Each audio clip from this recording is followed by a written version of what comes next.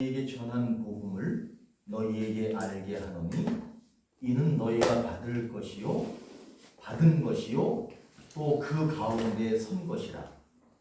너희가 만일 내가 전한 그 말을 굳게 지키고 헛되이 잊지 아니하였으면 그로 말미암아 구원을 받으리라. 내가 받은 것을 먼저 너희에게 전하노니 이는 성경대로 그리스도께서 우리의 죄를 위하여 죽으시고 장사 지낸 바 되셨다가 성경대로 사흘 만에 다시 살아나사 게바에게 보이시고 후에 12 제자에게와 그 후에 500여 형제에게 일시에 보이셨나니 그 중에 지금까지 대다수는 살아있고 어떤 사람은 잠들었으며 그 후에 야고보에게 보이셨으며 그 후에 모든 사도에게와 맨 나중에 만삭되지 못하여 남은 자 같은 내게도 보이셨느니라. 나도 사도 중에 가장 작은 자라. 나는 하나님의 교회를 박해하였으므로 사도라 칭함 받기를 감당하지 못할 자니라. 그러나 내가 나의 승진이 하나님의 은혜로 된 것이니 내게 주신 그의 은혜가 헛되지 아니하여 내가 모든 사도보다 더 많이 수고하였으나 내가 한 것이 아니요 오직 나와 함께 하신 하나님의 은혜로다. 함께 읽습니다. 그러므로 나나 그들이나 이같이 전파하며 너희도 이같이 믿었느냐. 오늘 이 말씀을 읽으시면서 어떤 생각이 머릿속에 딱 떠오르셨어야 되느냐 하면 오늘 이 글을 누가 쓴 거죠? 예, 바울 사도 바울이라는 분이 쓴 건데 이분은 지금 뭐를 얘기하고 있느냐 하면 이거 사실이다 라고 하는 거를 얘기하고 있어요. 뭐가 사실이라는 거냐라고 할 때 그리스도가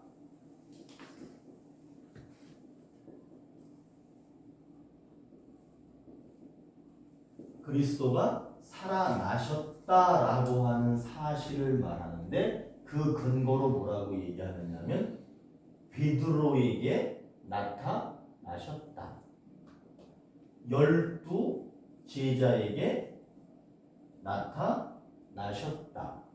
500여 명의 믿음의 형제들에게 나타나셨다. 그리고 그 위에 야고보에게 나타나고 또 12사 또 나타났다고 이렇게 할 때 이 이야기를 보시면서 저하고 함께 나눴던 내용 중에 이거 기억나세요? 역사성이라는 거 기억나세요? 역사성이라고 하는 것을 얘기할 때 다른 종교를 말하지 않을 수가 없지요. 그러면 이 역사성이라고 하는 것은 뭐냐 하면 시간의 흐름 속에서 하나님을 경험한 것, 이것은 일순간의 경험이 아니라 일순간이 아니라 다순간이라고 할까요? 여러 많은 시간 속에서 하나님을 경험했는데 오늘 그것이 뭐냐면 그리스도가 살아났다라고 하는 사실을 시간 속에서 얘기하는 거야. 베드로가 봤다? 12제자도 봤다? 이 12제자가 아니에요. 12자입니다. 12제자. 그 다음에 여기는 500여 명에게 나타났다. 결국에는 그 사실이 역사적 사실이다라고 하는 것을 말하고 있는 거예요. 그러니까 우리는 이제 알 수 있어. 그리스도가 살아났느냐? 그것을 어떻게 증명하느냐? 바울은 시간의 흐름 속에서 이 사람도 하나님을 경험했고 이 사람들도 하나님을 경험했다. 한 날 동시에 경험한 것이 아니라 뭐 며칠 날인지는 모르겠어요. 그러나 따로 경험하고 있다는 거죠. 역사성은 기억나시죠? 중요한 거예요. 그러니까 이런 거는 꼭 기억하셔야 돼요. 그래야 성경을 해석하는 거예요. 자, 이제 그러면서 그 다음에 이제 우리가 이렇게 좀 내용을 생각해 보면서 오늘 1절에서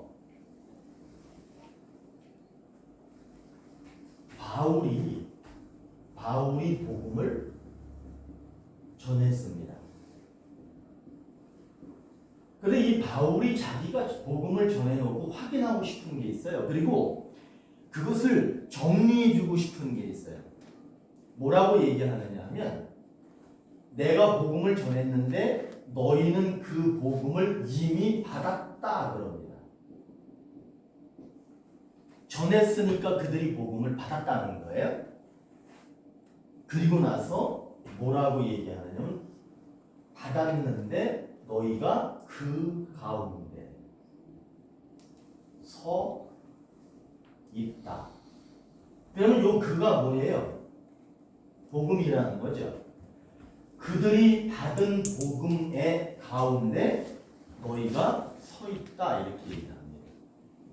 그러면서 마지막 11절에 보시면은 사도들이 전한 그것이 11절에 한번 보실게요. 그러므로 나나 그들이나 이같이 전파함에 너희도 이같이 믿었느니라. 그러니까 이 복음을 바울이 전했는데 그 복음을 받은 사람들이 그 복음 가운데 서 있다. 그러면 이것을 한마디로 뭐라고 얘기할 수 있느냐면 믿음이 있다 없다. 너희는 복음을 믿었다. 복음을 받았다 또는 복음을 믿었다. 너희가 복음 가운데 서 있다. 너희가 믿음으로 복음 가운데 서 있다. 이렇게 되는 거예요. 제가 이제 한 절 한 절 좀 다 풀어가지고 이렇게 하면 좋은데 오늘은 그 피로도가 좀 우리가 너무 열심히 공부해가지고 높으니까 그거를 조금 생략하고 바로 구조로 한번 볼게요. 우리 김혜민 전도사님이 그렇게 하면 안 되는데 이렇게 하는데 아니야? 그래서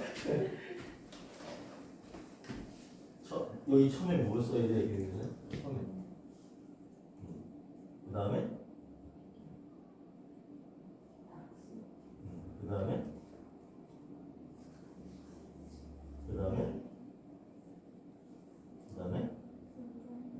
그 다음에 그렇지.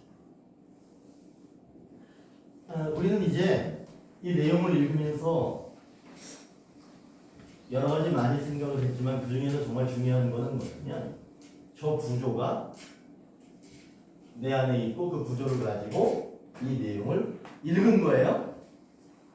읽은 거야. 자, 그러면 이제 한번 볼게요. 오늘 이 본문을 한번 이렇게 아까 좀 전에 여기다 얘기한 것처럼 바울이 뭐라고 얘기하냐면 나는 복음을 전했어. 이 사람이 그 거의 결론을 앞에다 둔 거예요. 나는 복음을 전했는데 당신들은 그 복음을 받은 사람들이야. 그리고 그 복음 가운데 서 있는 분들이라는 거예요.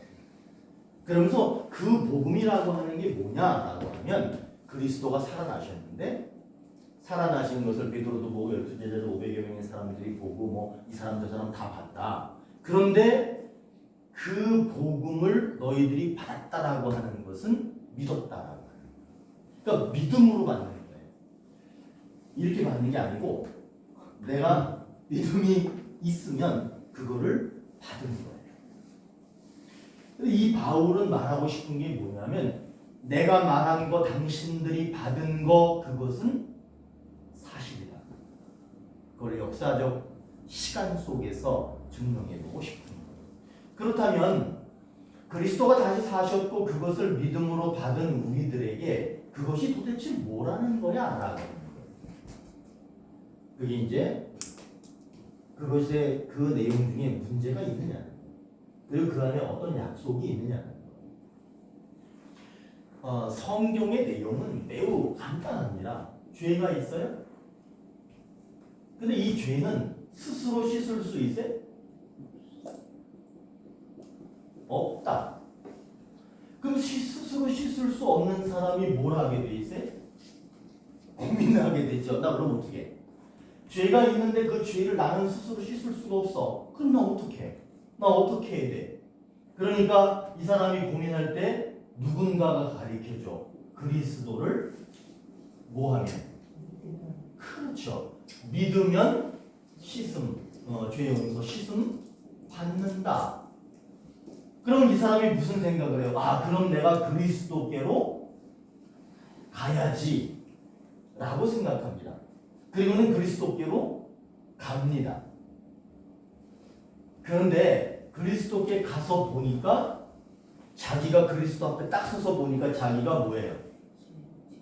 죄인인 것이 더 명확하게 드러나는 거예요. 그러면 그 죄인이라고 하는 것을 생각하면서 이 사람이 뭘 하게 돼 있어요? 회개를 합니다. 그런데 놀라운 게 뭐냐면요. 회개를 하는 순간에는 다른 수식어가 필요가 없어. 회개를 하는 순간에는 하나님께서 뭐라고 얘기하시냐면 너는 내가 잃어버렸던 자식이었지만 이제 다시 내 품 안으로 들어온 내 자식이구나. 내가 잃어버렸었는데 다시 돌아온 내 자식이구나. 그거 어디서 많이 듣던 거 아니에요?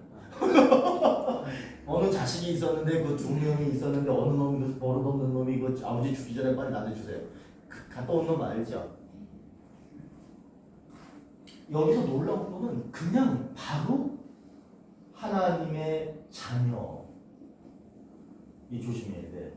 저는 요즘에 뭘 먼저 쓰는지 아세요? 저는요 여자를 먼저 씁니다. 남자를 뒤에 씁니다. 요즘 시대가 많이 바뀌어서 이렇게 해줘야 돼, 그죠? 두 분이 얼굴이 환해지네. 바로 자녀가 되는 거예요. 이게 놀라운 거예요, 이게. 그러면 자녀가 됐잖아요. 그러면 자녀가 되면서 그 사이에 뭐가 있는 거냐면 믿음이 있는 거예요. 자, 성경은 거의 이 얘기하는 거야. 사실 오늘 이야기도 그 이야기예요. 그런데 그 이야기지만은 뭐가 다른 거예요? 일어난 사건이 다른 거예요. 오늘 뭐 내가 천혜향을 먹은 사건이 있고 수박을 먹은 사건이 먹는 건 똑같아. 과일 먹은 거는. 그러나 그게 천혜향이냐 수박이냐, 어제 무슨 뭐 떡도 가져왔대? 떡이냐, 이게 그것만 다를 뿐이야. 그러니까 성경을 해석한다라고 하는 것은 이런 기본적인 틀을 그냥 딱 가지고 있는 거예요. 그거는 뭐라 그래? 붙박이 고정되어져 있는 거예요. 자, 그러면 이제 이 사건을 오늘 본문에서는 뭐라고 얘기하나 보세요. 오늘 이 본문에 문제가 있는지 없는지 쭉 찾으셔야 돼. 막 눈을 크게 뜨고 찾아야 돼. 만일에 그런데 문제가 보이지 않아. 그러면 그 다음에 뭘 찾아야 되냐면 약속을 찾으셔야 되는 거예요.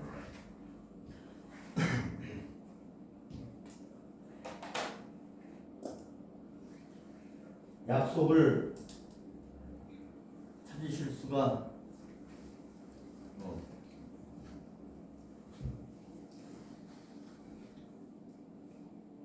지금 바울이 아까 사실을 밝히고 싶은데 무슨 사실을 밝히고 싶다 그랬어요? 그리스도가 다시 사셨다는 거예요. 그게 몇 절에 있어요? 응? 4절에 있죠? 자, 4절에 보니까 그러니까 저처럼 이렇게 똑같이 쓰셔야 돼. 약속 옆에다가 사자를 써야 돼. 그리고 다시 살아 나사. 누가요? 예수가. 예수가 그래요. 예수님께서 다시 살아 나사. 그런데 한번 또 보실까요? 그리고 나서 여기서 멈추시면 안 돼요. 다른 구절에 혹시 이 사절을 지지해주고 이 사실을 좀 더 명확하게 할 수 있는 구절이 있는가를 한번 더 봐야 됩니다.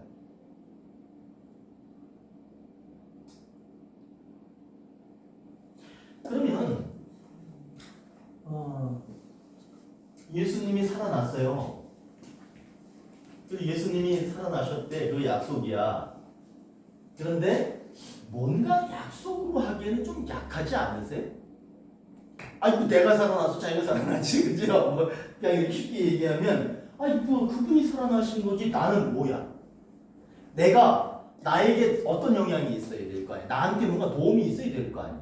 그분이 살아나셨다는 것은 매우 중요한 사건이지만 그 중요한 사건이 나에게도 뭔가 선한 영향이 있어야 되는 거 아니에요?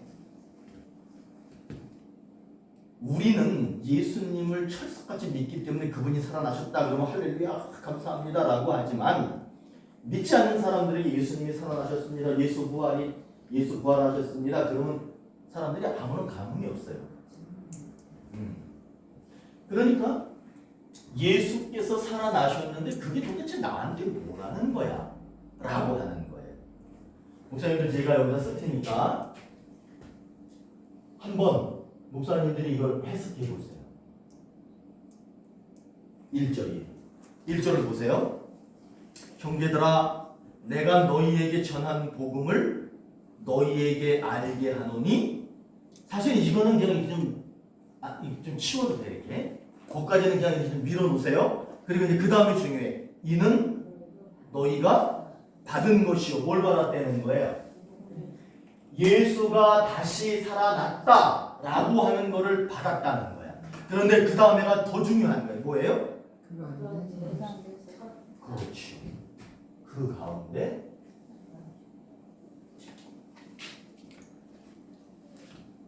여기서 목사님들 영감이 팍 떠올라야 돼요. 다시 살아나셨죠. 그거는 이제 예수님 이야기예요. 그런데 이건 우리 얘기예요. 그 가운데 선 곳이요. 우리가 어디 가운데 서 있다는 거예요? 복음 가운데야. 그런데 오늘 요 9절대로 보면 4절에 보니까 다시 살아나사. 그러니까 살아난 게 이만큼인지 몰라. 살아난 게 이만큼 있는 거예요. 그런데 그 살아남 어디에 서 있다는 거야? 정 가운데 내가 서 있다는 거야. 이게 약속입니다.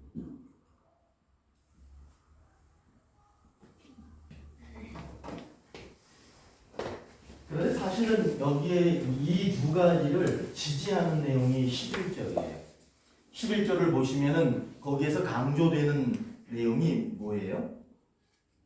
그러므로 나나, 그러니까 전한 나나 들은 그들이나 이같이 전파했다는 거예요.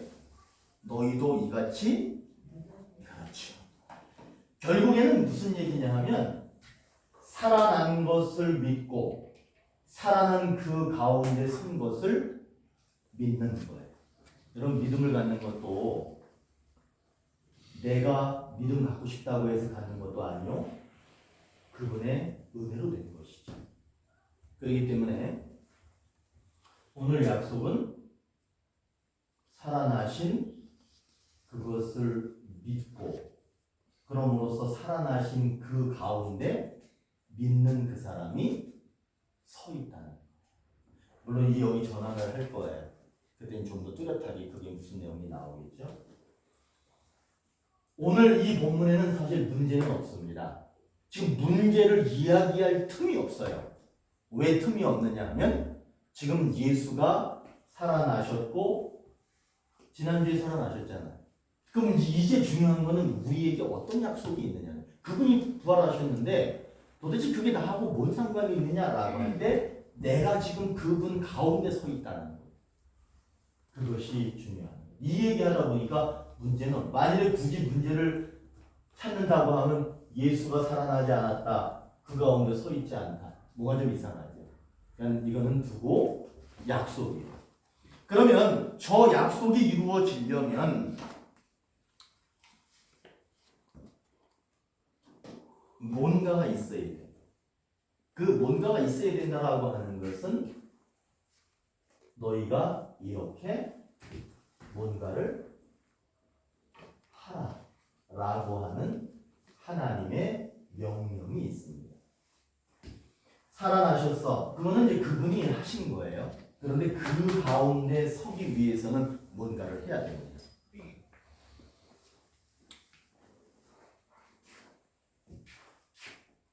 10절 한번 보실까요? 천천히 한번 읽어볼까요? 그러나 내가 나 된 것은 그렇죠. 이게 뭐라 그래?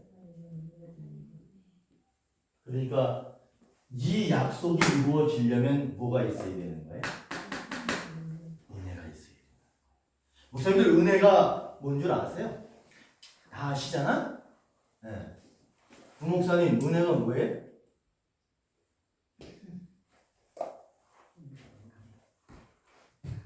아침에 내가 부목사님이랑 묵상했어. 은혜가 뭔지. 자, 우리는 이렇게 생각하죠.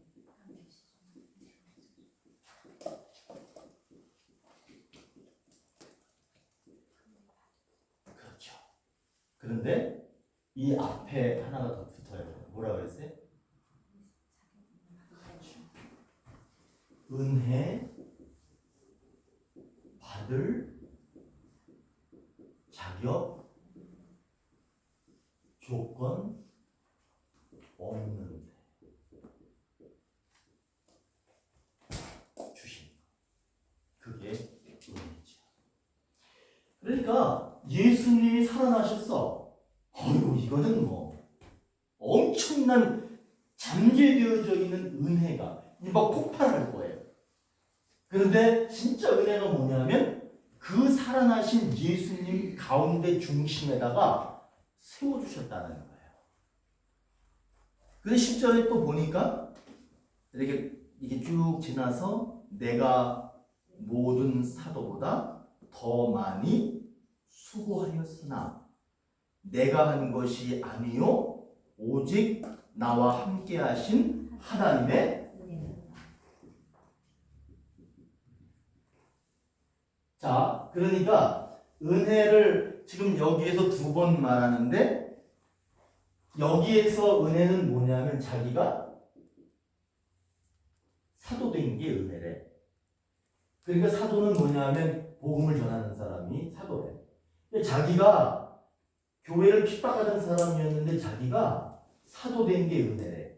그리고 나서 자기가 이 은혜에 감사해가지고 어떻게 했느냐면 다른 모든 사람보다 더 많이 수고했는데 그것이 뭐냐 하면 은혜래. 그러니까 결국에는 뭐냐 하면 다시 살아나시고 내가 예수의 다시 살아나신 그 가운데 설 수 있었던 것은 은혜요. 은혜요. 은혜요. 근데 사도에 나는 형편없는 사람인데도 불구하고 사도가 될 수 있는 은혜를 주셨고 나는 내가 형편없는 사람인데 은혜를 주셔서 사도가 되겠으니까 나는 다른 사도보다 훨씬 열심히 일했다는 거야. 근데 실제로 사도가 우리 열심히 일하긴 했어. 죽도록 맞았잖아. 그 종아리 같은 데 맞고 얼마나 아파. 근데 아주 죽도록 맞았대. 그 뭐 많이 맞아가지고 뭐 어쩌고저쩌고 나오잖아. 감옥에도 많이 가셨다잖아요. 그런데 자기가 그렇게 할 수 있었던 것도 역시 은혜라. 결국은 뭐냐? 우리가 할 수 있는 게 뭐예요? 저기 지금 가르침에서 우리가 할 수 있는 게 뭐야? 아니, 또 별로 할 게 없네. 그죠? 은혜로 된 거 아니에요? 은혜로 된 거 아니에요? 근데 우리가 해야 되는 게 있어. 그게 뭐예요? 은혜에 감사하면 더 많이 수고해야 되는 거예요. 은혜지만 우리는 그 은혜 안에서 은혜를 알고 더 많이 수고해야 돼요. 전사님 공부하는 거 힘들죠? 코피 나갔어? 나와야지. 나와야지 코피. 나와야 돼. 막 어디로 가지 이렇게 쓰러져 봤어? 아유 그런 거 하지 말았다. 근데 병원에 앰뷸런스 불러놨어요. 그래요. 하나님이 이렇게 해주신 거고 우리는 그 은혜 안에서 맡겨진 그것을 열심을 다해서 최선을 다해서 하는 거예요. 그런데 여기서 말하는 이 수고라고 하는 것은 뭐냐면 사도가 해야 할 일을 사실은 하는 거예요. 자, 그러면 회개할 필요가 있겠죠. 이 은혜 안에서 더 많이 수고해야 되는데 그러지 못한다라고 하면 그것이 오늘 뭐냐라고 2절 한번 보실까요? 우선 여기서 이제 2절을 읽으시면서 한 가지 공부 더 하실 거예요. 자, 너희가 만일 내가 전한 그 말을 굳게 지키고 헛되이 믿지 아니하였으면 그로 말미암아 구원을 받으리라. 너희가 만일 내가 전한 그 말을 굳게 지키고 헛되이 믿지 아니하였으면 그로 말미암아 구원을 받으리라. 이거를 역설적으로 한번 보세요. 역설적으로 보면은 너희가 만일 내가 전한 그 말을 굳게 지키지 않고 헛되이 믿었다면 그로 말미암아 너희는 구원을 받을 수 없다라고 보는 거예요. 그러니까 여기서 회개는 뭐냐면 역설적으로 보는 거예요. 굳게 믿고 굳게 믿지 않고 이렇게 되는 거죠. 굳게 믿지 않고 그 다음에 말을 굳게 지키지 않고 믿지 않는 것은 회개해야 됩니다. 제가 이거 말을 해도 이제 다시 안 써도 되겠죠? 말한 것을 굳게 지키지 않고 믿지 않는 것은 뭐 해야 돼? 회개해야 돼요. 거기에는 뭐가 없는 거예요? 은혜가 없고요. 수고도 없어요. 그럼 순종할 거는 뭐겠어요? 10절이에요. 은혜. 그런데 여기에서 정말 중요한 거는 뭐냐면 수고. 그런데 이 수고는 그냥 수고가 아니라 더 많이라고 하는 거예요.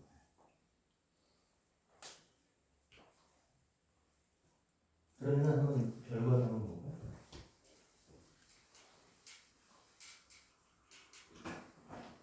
이렇게 되는 거예요.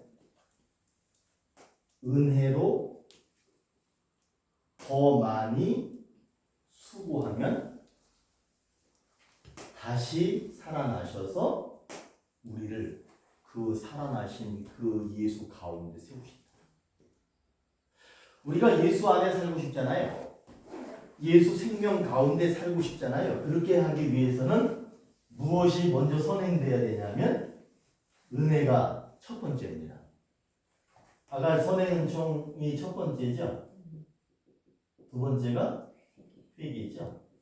결국 무슨 얘기냐면 이 구원의 여정에서 첫 번째가 선행은총인 것처럼 우리가 구원받을 수 있는 첫 번째 조건은 내가 무엇을 해서가 아니라 나는 어떤 것도 받을 자격이 없음에도 불구하고 나에게 그것을 가치 있게 주신 것, 그게 첫 번째예요. 그리고 나서 우리는 뭘 해야 돼? 그 은혜에 감사해서 자기에게 맡겨진 그 일을 하되 적당히 하는 게 아니라 커피 막 쏟을 때까지 하는 거죠. 근데 커피 쏟으라고 얘기하는 거야. 커피 쏟을 때까지 하는 거야.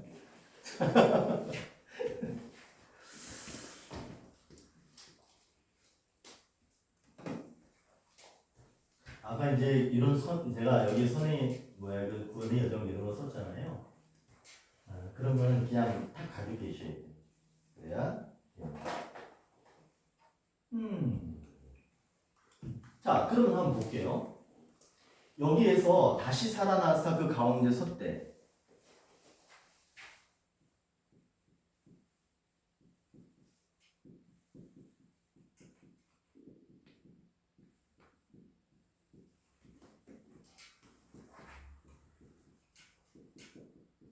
이게 약속입니다.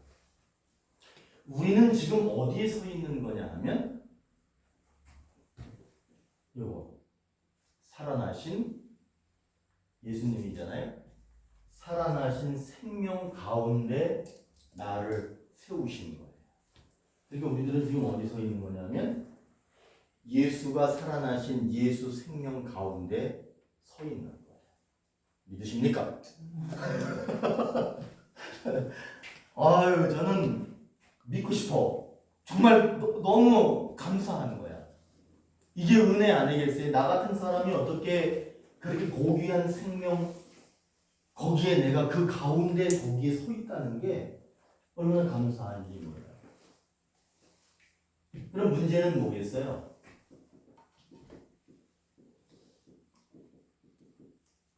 생명이 없다라고 하는 것은 두 가지 의미입니다. 하나는 예수가 살아나지 않는 것도 문제죠. 그리고 내가 그 생명 가운데 서 있지 않는 것도 문제인 것이죠. 생명이 없으면은 아무것도 없는 거예요. 그러나 약속은 분명히 얘기합니다. 예수가 살아나셨고 우리는 그 살아나신 예수 생명 가운데 세워주신다는 거예요. 그러면 가르침은 뭐예요? 은혜는 이게 뭐예요? 받는 거죠. 그런데 오늘 말씀에서는 은혜는 이제 받는 것이고 받아야 되는 것이지만 뭐라고 얘기하느냐 하면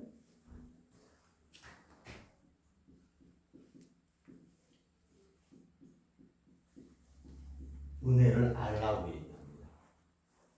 은혜를 알라고 얘기하는 것은 너는 사도 될 자격이 없는데 사도 되게 하는 거야. 그거를 알아야지. 내 꼴을 알아야지. 내 꼴을. 내가 정말 내가 교회 가줄까 말까. 틀리면 교회 안 간다. 이런 개념이 아니에요. 그런 개념이 아니라 나는 사실은 교회 갈 수 없는 존재야. 그런데 내가 교회 갈 수 있는 것은 은혜인 거야. 그러니까 나를 막 오지 말라고 그럴 때 어떻게 해서든지 나는 그 교회를 가야 되는 거야. 은혜를 알고 뭘 더 해야 돼? 더 많이 수고해야 돼.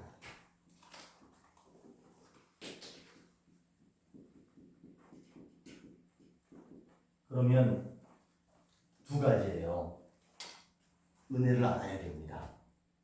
네가 그래도 집사가 되고 집사님 소리 듣는 게 뭐냐면 아니 목사님이 해라 그래서 했어요. 이런 사람 되게 많대. 별로 하고 싶지 않았는데 목사님이 그냥 건사해라 그래가지고 그날 하지 말 건데 그냥 시켜줘가지고 나는 그런 거가 내가 성격이 좀 이상했는데 난 이해를 못하겠어. 그런 개념이 아니야. 내가 지금 이렇게 살아있는 것도 은혜잖아요. 아까도 뭐 이렇게 과일 이렇게 뭔가 막 입에다 넣으니까 막 엄청 막 달콤하고 맛있잖아. 그 맛을 느끼고 있는 자체도 은혜거든요. 그 은혜를 알아야 돼. 그리고 나서 우리는 이제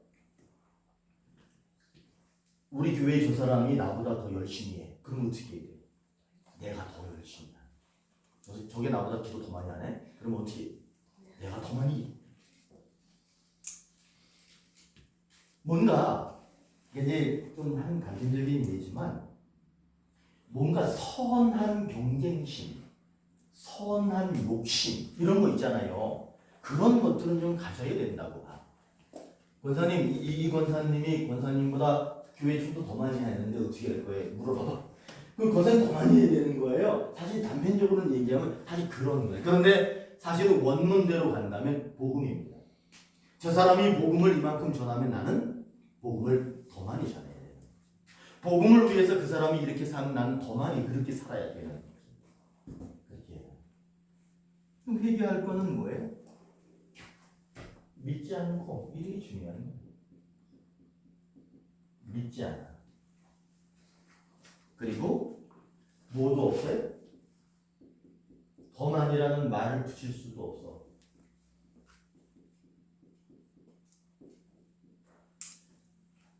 끝난 거 아니에요? 이거? 사실은 요 글자 있잖아요. 이거 없으면은 아무것도 없는 거예요.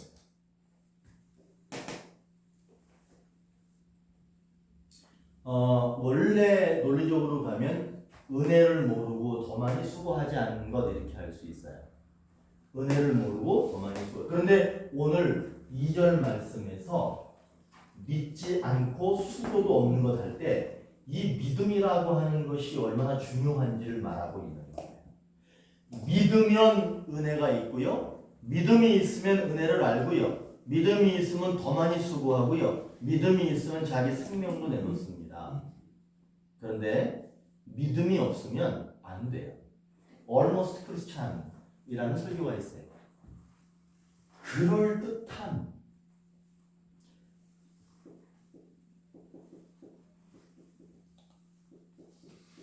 이런 거 그리스도인 같은 이런 게 있어요. 근데 이거랑 반대는 뭐예요? 이렇게 돼요. 이게 웨슬리 설교 제목이에요. 알모스 크리스찬이라고 하는 것은 명목상의 그리스도인. 아유 그리스도인이시죠? 당신은 종교가 뭡니까? 기독교. 이게 뭐냐 하면 명목상의 그리스도. 근데 웨슬리는 이걸 뭐라고 얘기하느냐 하면 명목상의 그리스도인, 나는 그리스도인이에요. 그리스도인 같은 사람이에요. 라고 하는 것은 그리스도인이 아니라고 얘기합니다. 거의 그리스도인이야. 거의 다 된 그리스도인이야. 근데 그것도 그리스도인이 아니라고 합니다. 참 그리스도인은 완전한 그리스도인을 얘기합니다. 그러니까는 믿음이 이것을 결정합니다.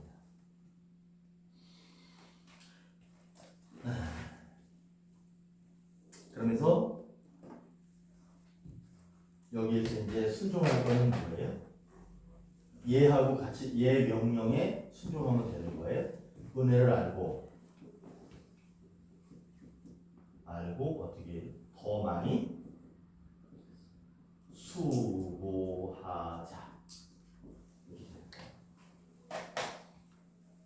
오늘 이 본문이 자 그럼 이제 제가 결론을 한번 내려볼게요. 생명이 없는 것은 은혜를 알고 더 많이 수고하면 살아나신 생명 가운데 세우십니다. 생명이 없을 때, 생명이 없는 것은 은혜를 알고 더 많이 수고하면 살아나신 생명 가운데 세우십니다. 세워주십니다. 그래서 이게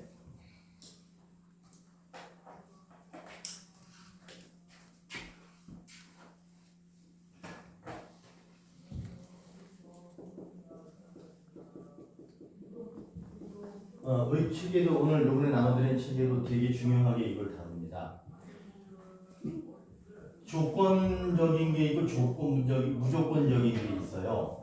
오늘 이 말씀 여기에서 무조건적인 거 한번 찾아보시겠어요? 그렇죠. 요건 무조건입니다.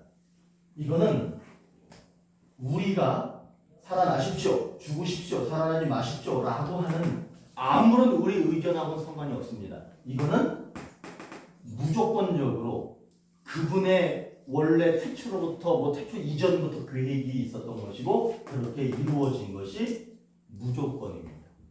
그리고 또 하나 찾아보시죠. 무조건은 그렇죠. 이것도 우리가 받을 조건이나 자격이나 그것을 충분히 갖췄으니까 당연히 주십시오.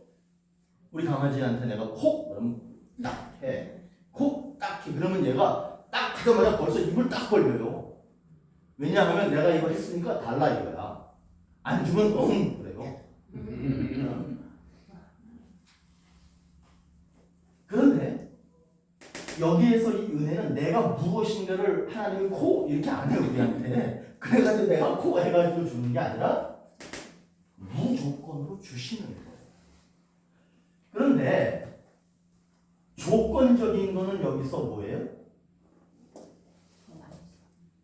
분명한 건 조건과 무조건이 말씀에서는 균형을 이루어서 우리에게 말하고 있고 우리는 그 균형에 맞추어서 그렇게 말씀을 이해하고 실천해 가야 되는 거예요.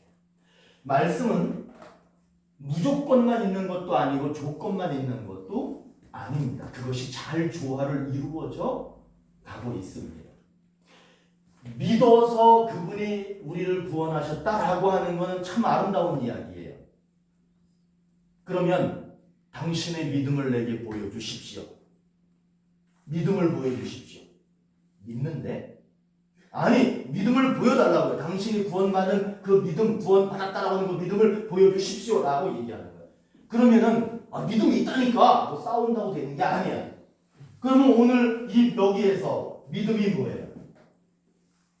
얘는 분명히 믿지 않았어. 그럼 문제가 되는 거야. 여기서의 믿음은 뭐냐면 은혜를 아는 거예요.